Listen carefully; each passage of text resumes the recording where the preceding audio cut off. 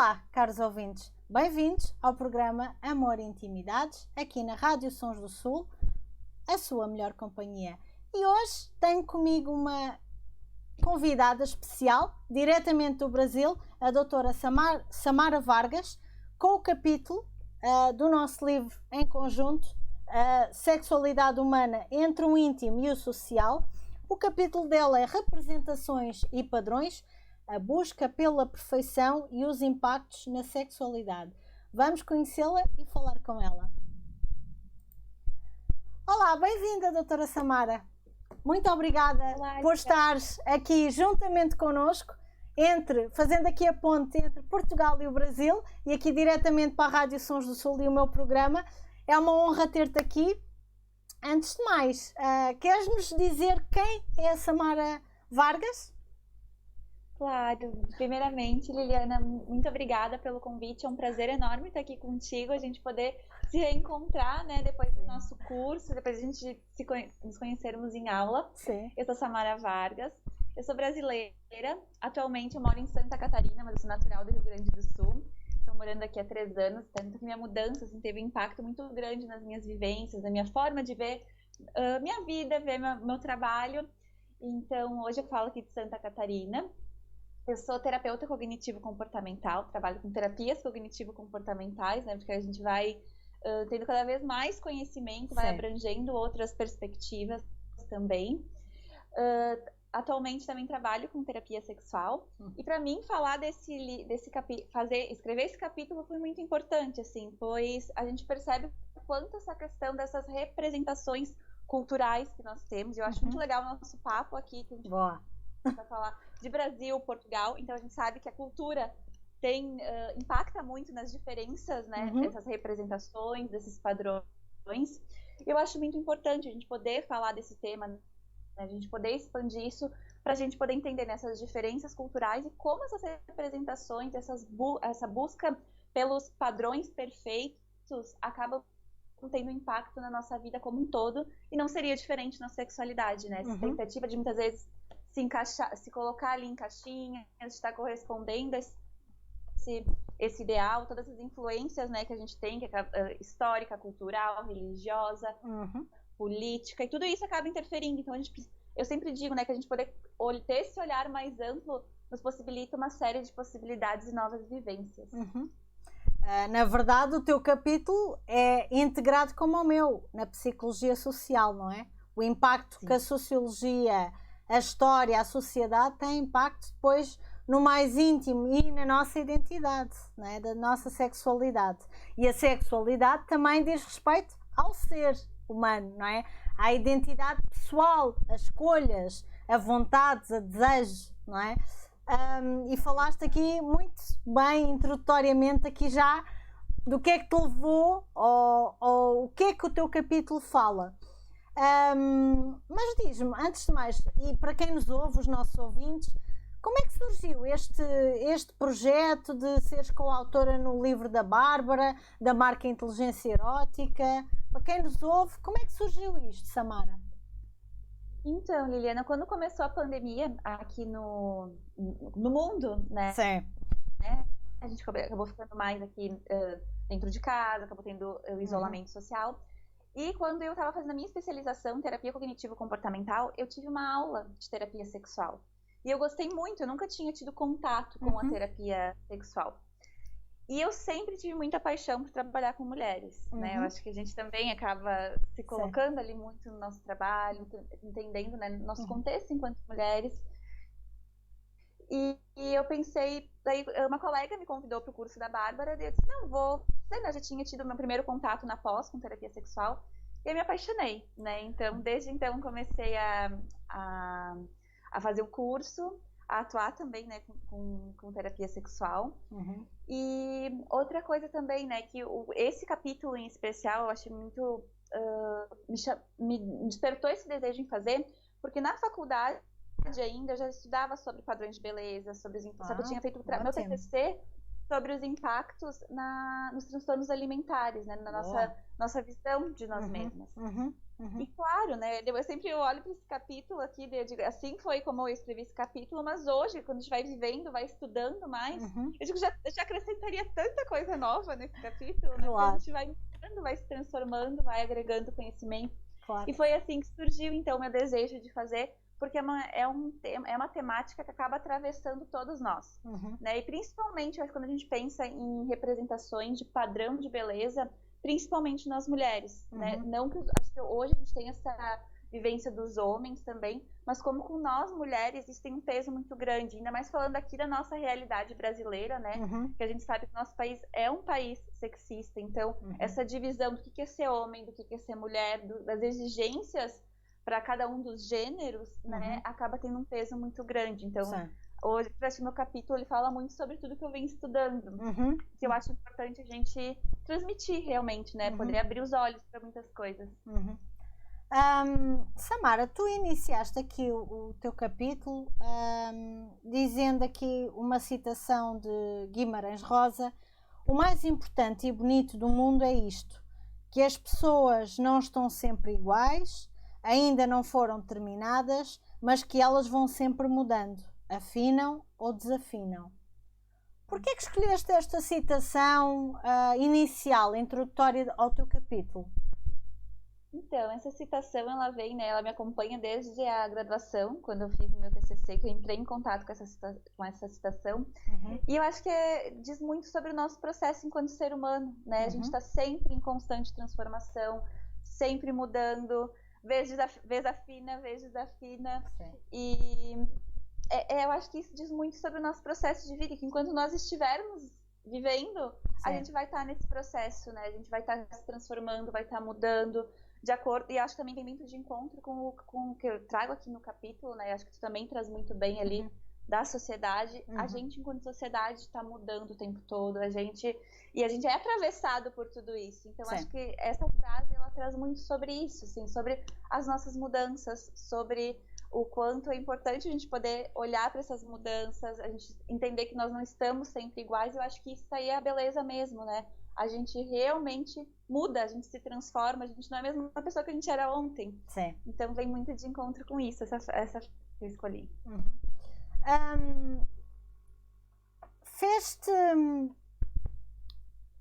Tu conseguiste conjugar os padrões de beleza que estudaste lá no teu trabalho final de TCC juntamente com a sexualidade humana, aqui neste capítulo, e de que forma?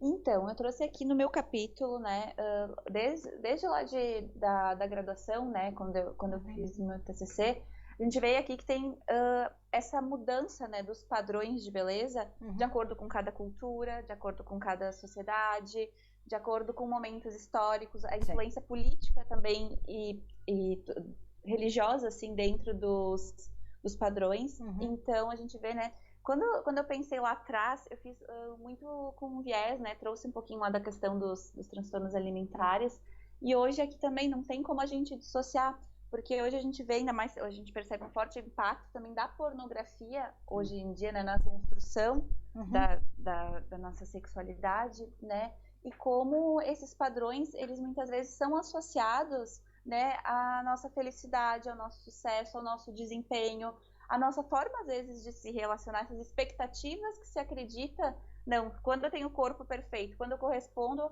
a esse padrão. E acho que a gente não precisa nem pensar só no padrão de beleza, né, mas como essas representações, né, do que é ser homem, do que é ser mulher, como aqui a gente está falando, né, com quem é que aprendemos a ser homem e mulher, não é? Quem é que foram as nossas referências, Samara? Exato. Quem sou e o que a gente tem como referência, não só, a gente pensa não só familiares, né, Liliana, mas social, né, a gente pensar o que a gente assiste, o que a gente consome, quem são essas... as nossas referências, não é? Exato. Quais são as referências que nós temos, né, e que ditam essas referências também. Então, como tudo isso acaba tendo um impacto na forma, porque a sexualidade, ela não diz só sobre o ato sexual, né, mas ela diz sobre a nossa forma de se relacionar, primeiramente com nós mesmos e posteriormente com as outras pessoas.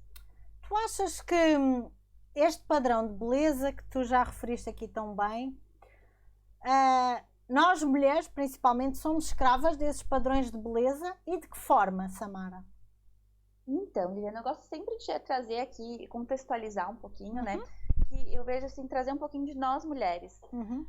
Primeiro que eu acho que os padrões, eles são cada vez mais fortalecidos. A gente vê que eles vão mudando e ele é um padrão sempre inatingível, né? Se a gente pega, acompanha, vamos ver, vamos pensar juntas assim, né? Mas quando a gente acompanha a nossa história enquanto mulheres, quando a gente pensa lá atrás, Uhum. antes, vamos pensar propagandas, assim, um Sim, tempo atrás, sim. não precisa ir muito longe, Sim. né? Qual que era? A mulher era sempre remetida ao lar, a estar dentro de casa, Sim. o papel da mulher era condicionado a estar a domesticidade. Sim, sim. Claro, cuidar sim. da família, cuidar dos filhos. Sim. E aí a gente tem que pensar também nas mudanças históricas e políticas, né? Quando as mulheres começaram a sair de dentro de casa, elas não estavam mais lá. Não tinha mais tanto consumo com os produtos, né, que a gente diz, domésticos, né? Sim. E quanto mais elas foram saindo, mais o padrão de beleza, o mito para o consumo das mulheres foi se fortalecendo no sentido do que a gente consome, porque a gente gasta. A indústria de cosméticos, indústria de dieta, indústria da própria pornografia, são indústrias que geram muito lucro. Então, quando a gente pensa no padrão, não tem como a gente dissociar tudo isso, né? E a gente pode perceber que para nós mulheres, a gente recebe muita influência, assim, muita informação sobre como o corpo que a gente deve ter para determinados fins. Né? Então, eu percebo não que os homens hoje em dia não recebam, mas como isso sempre acaba sendo muito mais forte para as mulheres. Sim, né? para o mundo feminino, sim. Mas fomos vendo, como tu também falaste da história, antigamente, se calhar, uma mulher com mais volume era considerada bonita e bela, agora não, é magra. Agora já mais ou menos já se mostra também a beleza associada a mulheres com curvas, não são fortes como antigamente era, gordura era formosura, não era? Como o ditado aqui em Portugal diz, não sei se aí também se costuma dizer, mas é como tu disseste, fomos assistindo aqui a uma mudança política, da sociedade, profissional. A mulher começou a entrar no mercado de trabalho, não é? Começou a ter outras vontades, começou também a ter um ordenado, começou a ter um horário de trabalho como o homem. Inicialmente até se calhar recebia menos, e aqui em Portugal continua a receber menos do que um homem nas mesmas funções. No Brasil também, a gente ainda bastante. Aqui isso. também, pronto. Aí também. Se calhar tinha que trabalhar mais horas na fábrica, e inclusive o Dia Mundial da Mulher vem mesmo disso, da luta que as mulheres fizeram para terem mais condições de trabalho que não tinham. Né?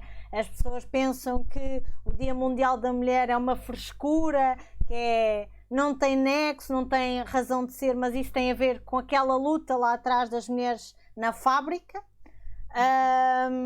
e porque ainda há desigualdades, e por isso se calhar é que se continua a celebrar, e se calhar quando não se celebrar é porque os direitos já estão equiparados, não é? Não é iguais, porque a mulher e o homem não são iguais, eu concordo com isso.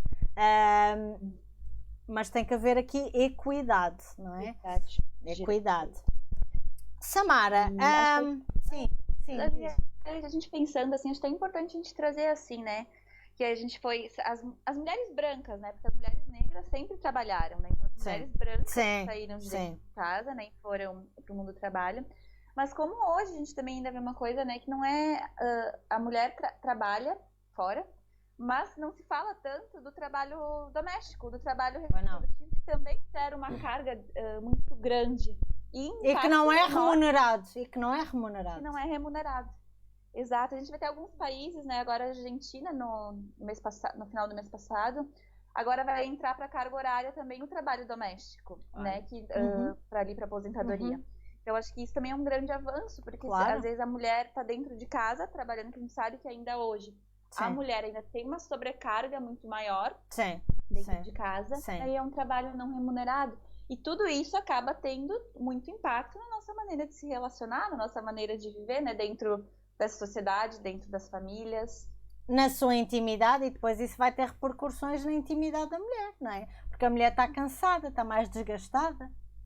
O impacto emocional que tem também, exatamente, né? Exatamente. Uma pessoa sobrecarregada, uma pessoa muitas vezes ali está deprimida, está cansada. Qual que é o impacto na libido dessa pessoa, né? Nesse desejo? E como tu disseste, aquela mulher vai fazer tudo, não é? Porque também criam, e é importante falar nisto, para a Mulher Maravilha.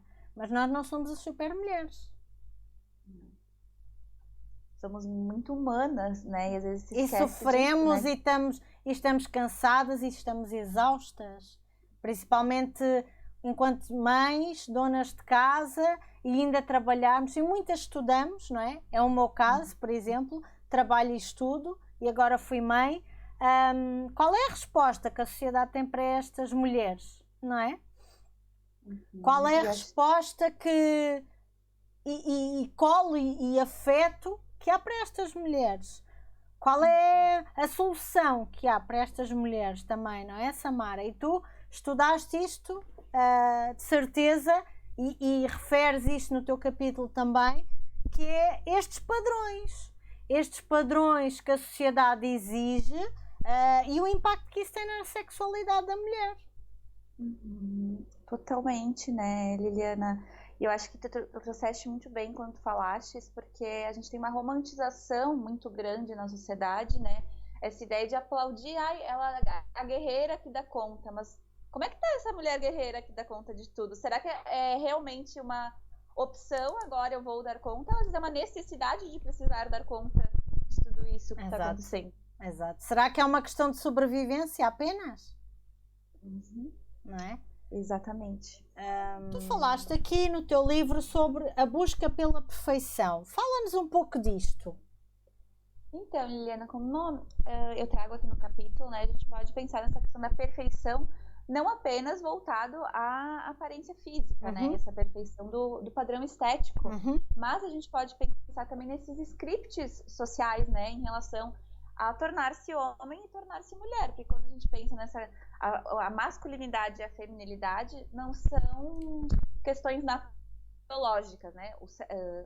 A genitália ali vai ser biológico, mas toda a construção que é feita em cima disso são construções sociais. O que se espera do homem e o que se espera da mulher, né? E a gente vê que, embora a gente avançou em muitos aspectos enquanto sociedade, a gente percebe que muitos padrões, né, e questões esperadas do que é esperado do homem e da mulher continuam se reproduzindo até hoje, né? Então, quando a gente pensa nessa ausência de conhecimento sobre essas construções, sobre a ausência de conhecimento sobre si, sobre a sexualidade, isso acaba tendo um impacto muito grande na vida e no emocional dessas pessoas, né? Como a gente vê ainda até hoje, né? O padrão que é esperado do homem, né? Para ser homem, é esperado que ele seja o provedor, que ele dê conta de tudo, que ele seja aquela pessoa viril que está sempre pronta para o sexo.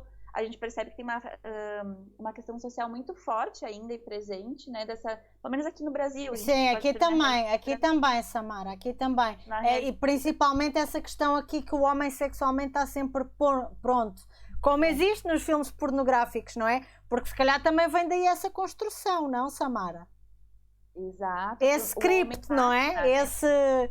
Esse menuzinho, não é? Porque aquilo é só corta, cola, aquilo não é real, não é? Sim, e sem contar os corpos que são exibidos ali, né? E a medicação que eles tomam para estarem sempre também eretos. Exato, e a gente pode perceber, eu acho que isso também retrata daí quando a gente pensa na masculinidade, na feminilidade, né, Liliana? A forma que a mulher é retratada ali no filme pornográfico, né? A mulher submissa, a mulher que disposta para o homem. Disposta ao homem, né? E a gente sabe o quanto tem na indústria pornográfica muita violência realmente, né, Sim. Liliana? Ali com as pessoas que estão atuando, e também como isso acaba tendo um impacto na nossa visão, do que a gente constrói, do que é esperado da mulher e do homem na hora do sexo, e não só do sexo, quando a gente pensa nesses padrões, né? Quanto durante muito tempo a mulher foi posta ali nesse lugar, né? De submissa. Antigamente, né, a mulher era propriedade ali do marido e do pai. Hoje a gente vê, né, que tem que a mulher vai ganhando muito espaço, E a gente percebe também que antes a mulher era pecado, a mulher ter desejo sexual, né? Era pecado, a virgindade era muito valorizada. E hoje a gente vai para um outro lado, que eu acho que a gente precisa ter muito cuidado e pensar muito, que antes a mulher não podia. Agora não, a mulher não só pode, como ela deve ter relação antes do casamento, ela deve transar com quem ela quiser, e muitas vezes isso a gente percebe uma cobrança muito grande, as mulheres também se encontram perdidas. Agora, antes eu não podia, agora eu posso, eu devo. E aí entra aquela questão que a gente fala, né, como é importante a gente poder se conhecer e poder questionar e poder ir entendendo o que é melhor e mais adequado para si, né, Liliana? Mas quando a gente pensa nesses padrões, assim, de perfeição, é justamente, às vezes, essa tentativa de tentar se encaixar e corresponder a esse script social que é colocado, que muitas vezes não faz sentido para as pessoas, né? Que não necessariamente aquilo vai garantir uma vivência de uma sexualidade saudável. Uma coisa agora que eu me lembrei com esta tua observação, tu não achas que hoje em dia os homens também estão perdidos? Que papel têm que ter enquanto homens e para aquelas mulheres, uma vez que a mulher começou no mercado de trabalho, tem uma carreira, muitas vezes ganha um ordenado maior que o homem, que eles, não é? A mulher. Tu não achas que o homem agora pensa assim, agora para que é que eu sirvo para esta mulher? E acho que isso é um ponto bem importante ser pensado, né? Quando a gente pensa nessa construção, né, Liliana? Porque se o homem se constituiu dentro dessa sociedade que coloca ele nesse lugar, se a gente não revê isso, se a gente não pensa, talvez isso vai na ideia que o homem possa ter de homem, pode ser que impacte na função que o homem acredita que ele tem dentro da sociedade, dentro da família, né? À medida que ele percebe, né, e às vezes se vê, pode ser sim, porque quando a gente pensa, né, que a masculinidade, como ela é posta na nossa sociedade, coloca o homem nesse lugar, então pode ser que isso acabe tendo um impacto qual é a função desse homem, né? E aí é importante a gente buscar o conhecimento e o autoconhecimento, né? E entender isso, como é que isso fica dentro de cada relação, porque o homem tem outras funções que não ser só o provedor. Qual que é a função desse homem? Né? E a gente percebe que o homem fica muito associado a essa ideia de máquina, e aí o emocional, esse homem forte, e acho que tem essa ideia, né, de que é o homem, quando a gente pensa nessa construção social, até as questões de emoções, né? O homem sempre foi mais permitido a raiva, a agressividade, a mulher a tristeza, a fragilidade. Não, mas a gente pensa em seres humanos, a gente precisa reconhecer essa totalidade. O homem não chora, não é? Continua a haver, de vez em quando ainda se ouve isso, não é? Exato. É importante então que, acima de tudo, homem e mulher sejam eles mesmos, sejam leais a si mesmos, se conheçam e se permitam ser sem barreiras, não é? O que é que tu achas, falando aqui mesmo impactando aqui o teu título do teu capítulo, que é tão forte e ao mesmo tempo é tão vasto, não é? Que impactos é que esta sexualidade vai ter com esta busca pela perfeição da sociedade, de onde estas pessoas vieram, e também com o legado da história, da religião, da política que tu falaste há bocado? O impacto que isso acaba tendo na sexualidade. Desculpa, Liliana. Na sexualidade. Então, eu percebo assim, trouxe muito aqui no meu capítulo, né, Liliana, que dentro essa expectativa associada à vivência de uma sexualidade saudável, quando se cumpre com esses scripts. E a gente sabe que a vivência de uma sexualidade saudável, ela não se dá cumprindo scripts, ela vai muito mais da nossa visão, da nossa construção que a gente tem, da nossa ideia de nós mesmos, do nosso conhecimento, do que propriamente a corresponder a scripts, né? A gente percebe, eu trouxe muito aqui, né? Quando a gente pensa na ideia do corpo, né? Como muitas vezes as mulheres associam a ideia do corpo perfeito, de estarem dentro desse padrão, que a gente percebe que aqui no Brasil o padrão de beleza é a pele clara, loira, magra, E a gente vê como isso fica associado à vivência da sexualidade a estar dentro desse padrão, que a gente sabe que o corpo perfeito não vai garantir, o corpo perfeito, entre aspas, né, ditado, não vai garantir o prazer. O prazer ele se expande muito além da nossa da imagem que a gente tem. E a mesma ideia, assim, do homem, né, esse homem de estar sempre pronto, do homem que precisa oferecer às vezes prazer para essa mulher, ou o homem que às vezes não se preocupa, né, dentro dessa construção com o prazer da mulher. A gente tem, acho que ali, dois lados, né? O homem que às vezes não se preocupa também com o prazer, o outro que acredita que é 100% responsabilidade, e a gente vê que a gente se perde, né, Liliana, que a sexualidade vai muito além dos... Não tá relacionada com esses scripts, mas sim com a maneira que cada um vivencia, conhece seu prazer, conhece a visão que tem de si. A autoestima também fica muito atrelada, né, à vivência de uma sexualidade saudável, de como cada um se conhece, como cada um consegue se valorizar, como cada um sabe o que é bom, o que não é para si. Isso acaba tendo um impacto muito grande na sexualidade, quando a gente pensa que ela fica associada a corresponder a scripts, a corresponder a padrões socialmente impostos. E o que é que tu pensas, Samara Vargas, enquanto psicóloga clínica e na tua experiência clínica, das mulheres que fazem muitas cirurgias plásticas, que têm aquele padrão de mamas grandes, botox na cara, nos lábios, no rabo?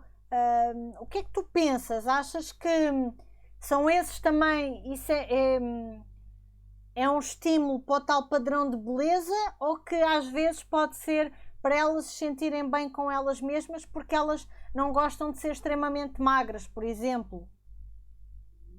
Eu acho que aí essa pergunta fica as duas muito conectadas, né, Liliana? Porque primeiro, assim, eu acho que a mulher se constitui muito, né, quando a gente pensa na nossa construção, a partir dessa...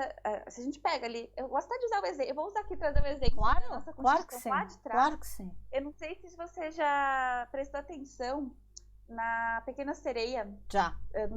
Num trecho da Pequena Sereia, que a Úrsula traz para ela, né, que ela conhece o príncipe. Sim. Daí a Úrsula, ela diz que ela queria ter contato com esse príncipe, né, que queria casar com esse príncipe, e para isso ela precisava de pernas. Sim. Daí a Úrsula oferece para ela, em troca das pernas, a voz. Sim. Daí ela traz assim, minha voz. Sim. Como posso? Sim. Né? Não subestime a ideia de que possa rebolar, mexer os quadris, essa questão do corpo. Então a gente vê que essa ideia da beleza para a mulher, ela vem desde lá de trás na nossa construção, né? Então é muito difícil. Os filmes da Disney, não é? Os filmes da Disney, a maioria dos filmes, essa ideia de que a mulher tem que estar bonita para o homem, tem que estar bonita. E quanto o nosso valor... E fica sem voz, neste caso, não é? Sim, é bem simbólico quando a gente pensa nisso, né? No lugar que a mulher ocupa ainda na sociedade, como a gente estava falando, de ficar sem voz, de ficar calada, seja caladinha, seja quietinha, seja submissa. Então, quando a gente pensa nisso, né, não tem como a nossa autoestima e a nossa individualidade, ela tem esses atravessamentos sociais, a gente vai se constituindo assim. Então, eu acho sempre bem importante a gente pensar, né, o quanto essa ideia do padrão fica atrelada a uma ideia de valor pessoal, a ideia de que a mulher vai se sentir bem, vai se sentir melhor a partir disso. Então a gente não tem como, às vezes fica muito difícil dissociar, né? O que é do social, o que é meu, porque tá tudo muito atravessado. Então eu acho bem importante, quando a gente pensa na clínica, a gente pensar, pra quê? Pra que eu quero isso, né? De que forma isso vai me trazer? Porque a gente sabe, sim, a nossa autoimagem, ela tem ali um peso importante na nossa autoestima, a maneira que a gente se vê. Só que eu acho que eu sempre trago cuidado quando o meu bem-estar eu só vou me sentir bem a partir de uma mudança, a partir, né, isso vai garantir o meu bem-estar total, porque daqui a um pouco vai mudar, daqui a um pouco o padrão vai mudar, o peito grande já não vai mais ser o padrão, a gente vê hoje em dia que tá tendo muita remoção, né, da prótese. Então acho que sempre o cuidado quando a gente pensa na clínica, a gente entender pra quê, qual é a função disso, e a gente entender esses atravessamentos, né, pra gente ter esse cuidado de não colocar o nosso valor, o nosso bem-estar em uma cirurgia plástica, em um procedimento cirúrgico ou, enfim, qualquer outra coisa. E que às vezes até pode ser perigoso para a nossa saúde, não é? Coloca em risco, né? A gente vê quando tem um risco muito grande. Às vezes o peso até dá cabo da coluna e tem outros impactos também para o coração, por exemplo. Eu estou-te a dizer isto porque eu de vez em quando vejo ali um programa que dá no TLC sobre isso, que é os cirurgiões plásticos e mulheres que vão lá que são viciadas em cirurgia plástica nos Estados Unidos. E depois eles dizem, olha, você já não pode fazer mais cirurgias plásticas porque isto já está em risco a sua vida e a sua saúde. Portanto, às vezes também é por aí e aquela pessoa está cega, já tem ali um vício, já tem ali uma patologia, não é? E por isso é que eu também te fiz aqui esta pergunta a ti enquanto psicóloga clínica, da tua prática clínica e aqui integrando também o teu capítulo que fala muito bem em psicologia social, mas que depois tem impacto para o indivíduo e para cada um de nós, neste caso as mulheres que tu atendes muito em prática clínica.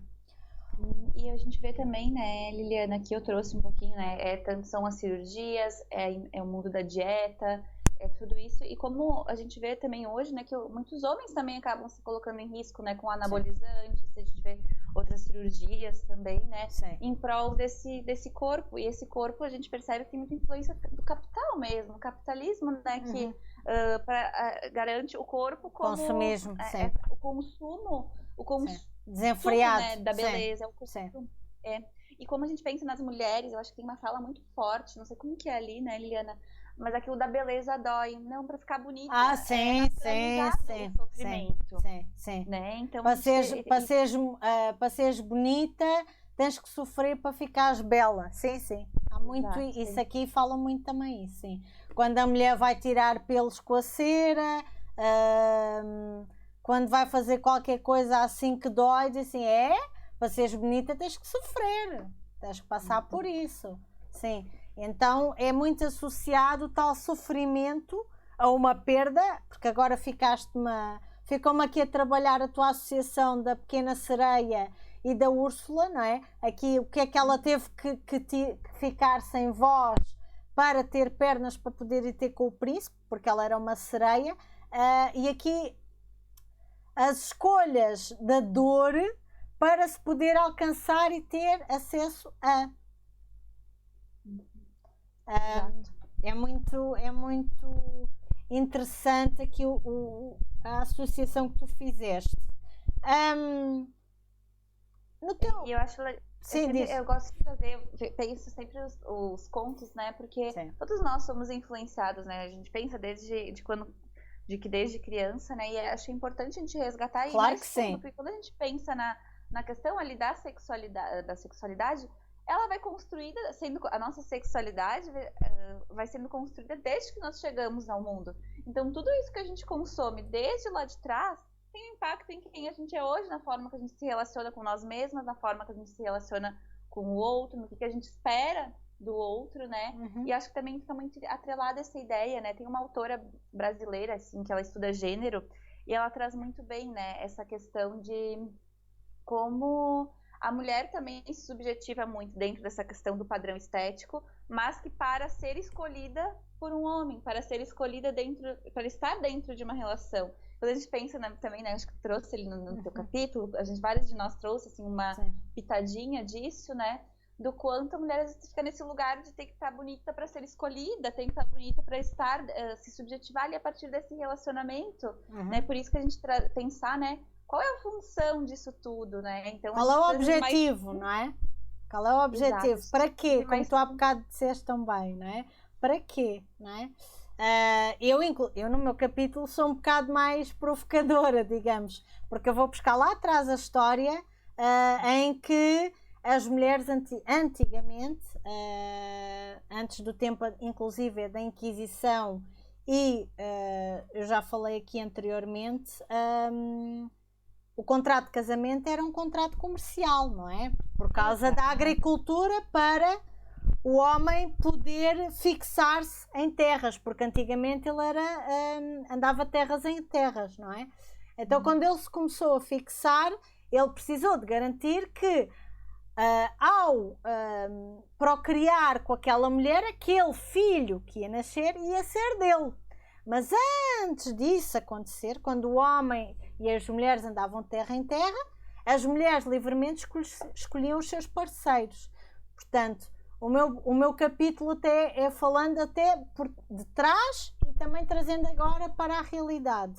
Porque há novas formas de amar que não uma relação monogâmica. E se calhar até no dia a dia, quando nós temos uma relação por trás de outra, se calhar isso já é uma relação não monogâmica. Se nós vamos aqui também pensar, não é? As pessoas que acham que são muito leais, não, fiéis ao seu marido ou à sua mulher, se calhar já têm aqui outras influências e se calhar já têm aqui outras respostas que até já estão a ter inconscientemente.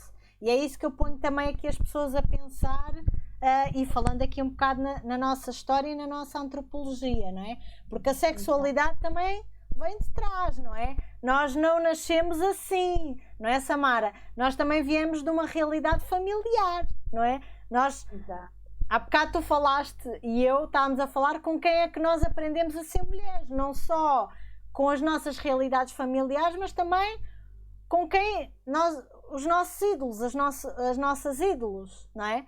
Aquelas mulheres que são ídolos para nós, que nós em crianças, em adolescentes, tínhamos pósteres delas nos quartos, não é? Com quem é que nós construímos, até com essa pequena sereia. Falando um pouco nisso, Samara, em que sentido é que a nossa sexualidade começa lá atrás, quando nós nascemos e crescemos? Queres-nos falar um pouco disso? Porque as pessoas acham que sexualidade é só quando nós somos adultos. Então, se calhar, é bom desmistificar aqui um bocadinho isso, Samara. Sim, acho bem importante pensar nisso, né, Liliana? Quando a gente pensa, né, quando a gente chega ao mundo, a gente não sabe falar, a gente não sabe comunicar, a gente não sabe o que a gente quer, a gente não sabe falar das nossas emoções, não sabe o que a gente sente, né? E tem um adulto que passa a cuidar da gente, tem um outro ser que passa a investir na gente, sim, né, sim. Liliana? Essa questão do toque, a questão da alimentação, a questão do ir nomeando as coisas para essa criança. Então começa ali um vínculo, começa ali uma relação, né? Começa ali aquele bebezinho se situar nesse mundo, né? Então quando a gente pensa que não vai hoje, é desde lá de trás, né? Então como que essa criança foi acolhida, como que essa criança foi tocada? Por isso que a gente traz sempre esse cuidado, né, também com essa criança. Como é que ela aprendeu a se olhar? Como é que essa criança aprendeu a se ver, né? Como é que essa criança era tratada, né, Liliana? Quando a gente como é que ela foi amada, não é? Como é que ela foi amada? Como é que ela foi valorizada? Como é que ela viu os pais ou os cuidadores a interagirem também entre eles? Qual é que foi o exemplo dela de relacionamento entre homem e mulher, por exemplo? Exato. E ali, quando a gente pensa nisso, né, fazendo modelos de relacionamento, quais foram os modelos de homem e de mulher, ou hoje a gente pode pensar também agora, né, não só em relações héteros, né, mas que a gente percebe que tem muito forte ainda. Ao mesmo das mães solteiras, Samara, que existe muito, as mães solo, não é? Exato. Aqui ontem até fiquei abismada, ontem foi o Dia dos Pais, né, a gente vê aqui no Brasil quantos registros, o número de mais de 80 mil crianças em 2020 não foram registradas com o nome do pai. Foram sem registro mais de 80 mil crianças. Então é um número muito alto, né? Então as mães solos também têm toda uma vivência, a gente sabe, né, como é complicado, assim, né, que a solidão ali da mãe solo, né, e desse investimento que é muito desassistida na sociedade também, né, Liliana? Sim. Então, como tudo isso a gente vai carregando, a gente vai tendo várias marcas nas quais a gente vai carregando. Daí a gente entra também, né? Antes eu me citei ali a Valesca Zanello, que ela é pesquisadora de gênero aqui no Brasil, e ela traz muito isso também, né? Daí essa questão, no livro dela, ela traz muito também isso, a questão do amor. O amor, ele também vai mudando, ele também, o amor como a gente conhece, ele também tem todo um cenário, tem todo um contexto, né? E como tu bem trouxe ali, antes do casamento não contava com o apaixonamento, era um contrato de negócios. E continua a ser, em alguns casos, eu conheci casos reais em que o apelido X e o apelido Y vão casar para um fim. Exatamente, para um fim comercial. Porque Exatamente. aquele rapaz é bom para ti, é da família tal e é advogado ou é juiz, por exemplo. Exatamente. E então, olha como tem uma série, quando a gente pensa na sexualidade, né, Liliana, acaba tendo uma série enorme de fatores, né? Sim. E como a gente estava trazendo, né, como a gente disse, vai sendo construído, e acho que entra nessa parte de a gente pensar, né, de que maneira a gente aprendeu a se ver, de que maneira a gente aprendeu a se valorizar, de que maneira a gente aprendeu a se colocar ali nesse mundo, desde lá de trás da nossa construção.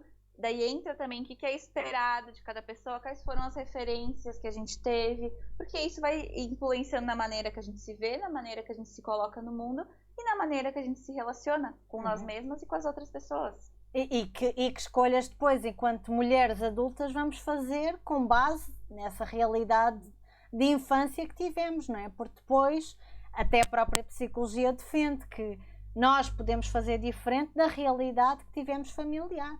Não é? Nós não somos só a nossa infância, nós podemos fazer diferente, não é? Exato.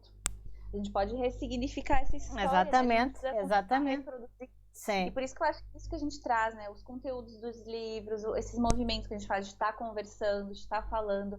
Sempre falo, o conhecimento ele é uma arma muito poderosa na nossa vida, né? Porque a partir do momento que a gente se dá conta, que a gente conhece, a gente tem a oportunidade de fazer diferente, a gente tem a oportunidade de se posicionar e de buscar novas coisas diferentes, que a gente não precisa ser fiel a essa história que a gente vem carregando, não só familiar, né? Mas essa história social, a gente precisa ser fiel a ela, né? Sim. E aí entra o que eu trago aqui no capítulo, né? Do como é importante a gente desconstruir algumas coisas, a gente poder ir buscando o que verdadeiramente é bom para cada um, que verdadeiramente faz sentido, que cada pessoa se sente bem, esse conhecimento, autoconhecimento mesmo, né, esse conhecimento da nossa construção toda, para a gente poder construir o que faz sentido, o que faz bem, construir uma vivência da sexualidade realmente saudável para cada pessoa.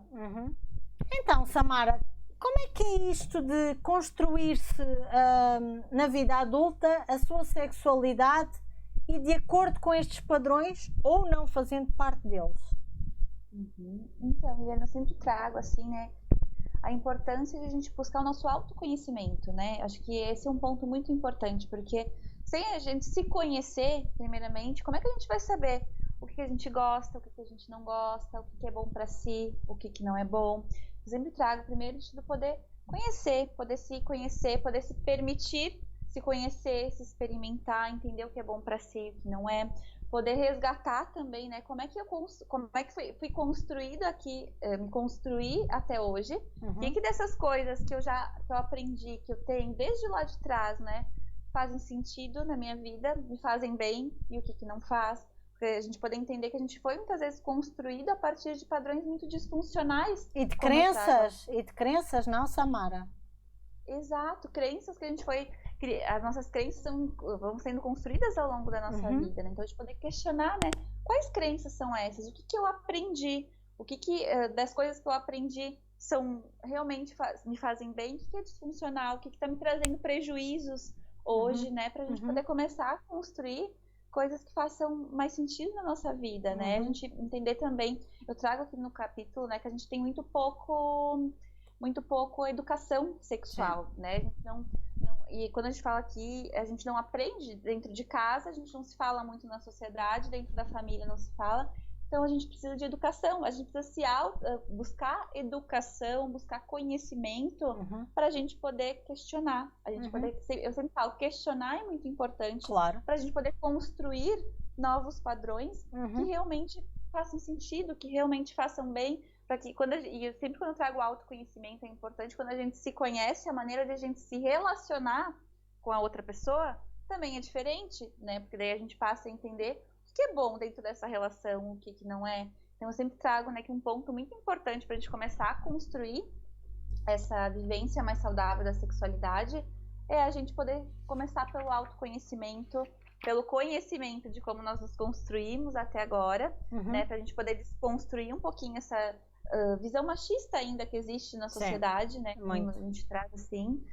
E a gente poder ir ocupando nossos lugares, ter mais voz, né? Como a gente trouxe ali, falando de nós mulheres, é importante ter voz, aprender a se posicionar, entender o que é bom pra gente também, né? Da mesma forma, os homens também poderem fazer esses questionamentos e questionar o lugar, né? O qual eles estão e o quanto eles se conhecem também, para a gente poder ter relações e vivências mais saudáveis na relação consigo e na relação com os outros também. O que é que para ti é uma sexualidade saudável, Samara? Hoje, então, quando eu penso na sexualidade saudável, assim, né, levando realmente em consideração não só o ato sexual, né, como a gente falou, sexualidade, é a questão realmente de como eu entendo o que é bom pra mim, o que não é, o que eu gosto, o que me dá prazer, como eu consigo me ver, me valorizar e a partir disso, né, Liliana, conseguir me colocar também nas relações, eu entender o que me dá prazer, o que não dá, de que maneira eu consigo me estimar, de que maneira eu consigo me colocar na vida, me colocar nas relações, poder comunicar também para os outros, né, Liliana, o que é bom, o que não é, poder me posicionar realmente, né, de diversas maneiras, entendendo o que é bom para mim, o que me dá prazer.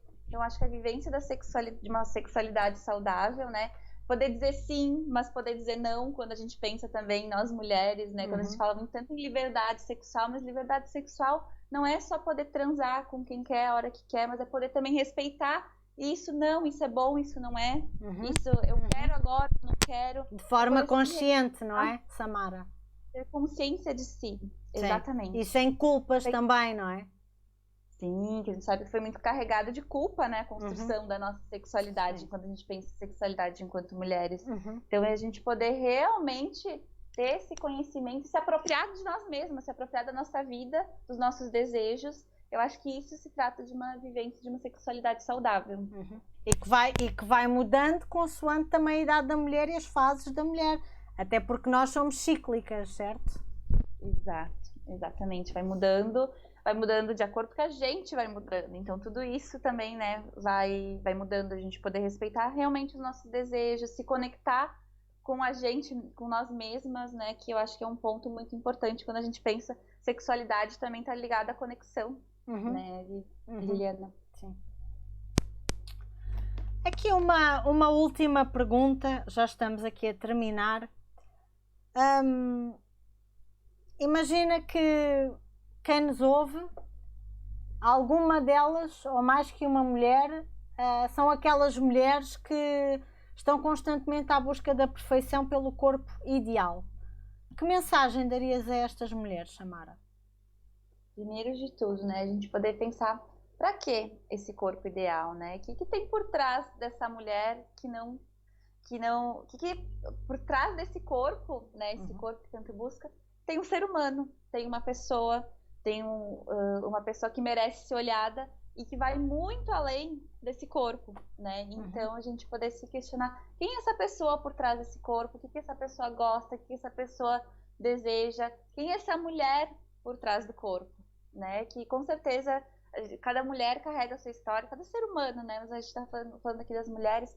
Cada mulher carrega a sua história, cada mulher tem seu potencial, cada mulher tem sua subjetividade, sua singularidade, que é o que torna ela tão única e tão especial. Então, diria para elas poderem se conectar com essa mulher, primeiramente, para poder entender o que faz sentido nessa busca pelo corpo perfeito e o que não faz. Nosso valor vai muito além do nosso corpo, embora muitas vezes a gente seja educada dessa maneira. Muito obrigada, Samara Vargas, por teres aceito este convite aqui entre pontes, entre países, aqui entre Portugal e o Brasil, por ter estado aqui no programa Amor e Intimidades. Queres nos deixar aqui o teu contacto do Instagram para quem te ouve, quem nos ouve, te poder seguir ou poder te contactar para tirar dúvidas? Claro, então eu primeiramente te agradeço mais uma vez, né, Liliana? É muito bom a gente poder fazer essa troca cultural, essa troca de países, a gente poder trocar também enquanto mulheres, né? Claro. Assim, E vamos ter mais oportunidades, querida. Vamos sim. E meu Instagram é Psi Samara Vargas, tudo junto, né? @Psi Samara Vargas. E qualquer dúvida que vocês tiverem, qualquer coisa que vocês quiserem, entrem em contato, né? Tô sempre super aberta pra gente trocar no direct, te esclarecer dúvidas. E fico realmente à disposição, né, para novas trocas, Liliana. Foi muito Claro bom. que sim, claro que sim. Aqui da minha parte do programa Amor e Intimidade, se tiverem alguma dúvida com a psicóloga Samara Vargas, comigo, contactem pelo e-mail liliana.brazuna.info@gmail.com, que eu ou a doutora Samara entraremos em contacto e vamos tirar as vossas dúvidas sempre anónimas, está bem? Ficamos aqui com uma última música dedicada a este capítulo e sugerida aqui pela doutora Samara Vargas. Continuem connosco, continuem com a Rádio Sons do Sul, a sua melhor companhia. Muito obrigada. Obrigada, gente.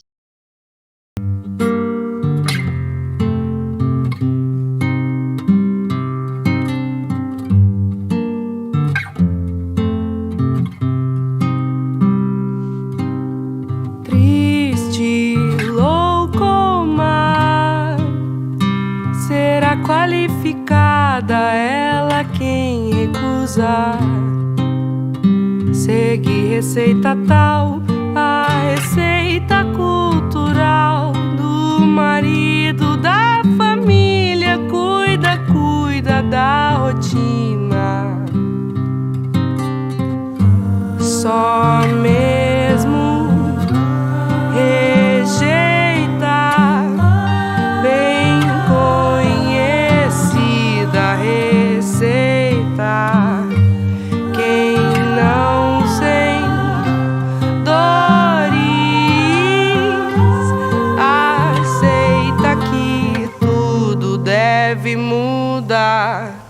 Que um homem não te define, sua casa não te define, sua carne não te define, você é seu próprio lar. Um homem não te define, sua casa não te define, sua carne não te define, você é seu próprio lar.